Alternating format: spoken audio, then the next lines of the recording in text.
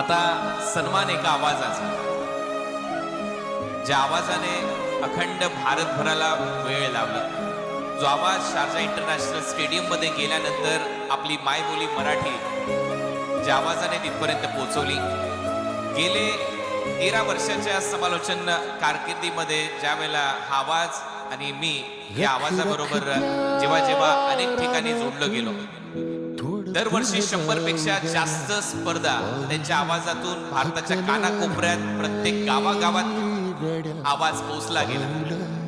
कधी गाडीने, कधी लालपरीने, कधी रेल्वेने, कधी सेकंड क्लासने, तर कधी बसमध्ये पेपरवर झोपून देखील हा माणूस त्या स्पर्धांपर्यंत पोहोचला.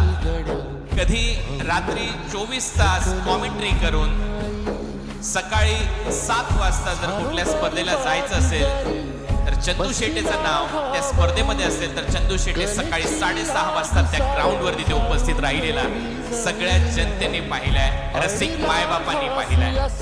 एवढंच काय, त्याही बरोबर कधी डोकं दुखलं, कधी हातपाय दुखले तर एखाद्या वेळेस पेन रिलीफ गोळी घेऊन एखादा रिलीफ स्प्रे मारून देखील हा आवाज तुमच्या प्रत्येकाच्या मनात घर करतोय. हा आवाज इथपर्यंत थांबलेला नाहीये, तर आज प्रत्येकाच्या मनात घर करत असताना प्रत्येक क्रिकेटपटूची ओळख, तो कुठल्या गावातून आलाय, त्याने गावासाठी काय केलं, त्याने तालुक्यासाठी काय केलं, त्याने आज त्या देशासाठी काय करतोय, त्या गावासाठी तो काय करतोय, या सगळ्या गोष्टींची ओळख, त्याचं नाव, आडनाव, इवन त्याचं सगळी कहाणी हा माणूस आज प्रत्येकाच्या कानापर्यंत पोहोचवतोय आणि याचं श्रेय नक्कीच द्यायला पाहिजे.